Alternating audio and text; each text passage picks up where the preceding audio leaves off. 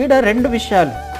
నేను వాటిని ఎరుగుదును, అవి నన్ను వెంబడిస్తాయి. అంటే నా స్వరము వాటికి తెలుసు, అవి నాకు తెలుసు.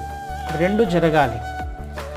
నీకు నాకు భద్రత ఉండాలి అని అంటే, నీవు నేను మనము నిత్యత్వానికి వెళ్ళాలి అంటే, ఆయన మనల్ని చక్కగా నడిపించుకుంటూ వెళ్ళాలి నిత్య జీవానికి అని అంటే, ఆయన నాకు తెలిసి ఉండాలి, ఆయనకు నేను తెలిసి ఉండాలి. ఆయన స్వరం ఏంటో నాకు తెలిసి ఉండాలి, ఆయన స్వరము నేను గుర్తుపట్టగలిగి ఉండాలి.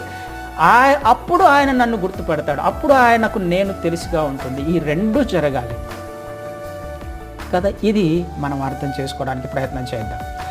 నేను ఎవరి స్వరాన్ని వింటున్నానో, నేను వింటున్న స్వరము క్రీస్తు వారిదేనా,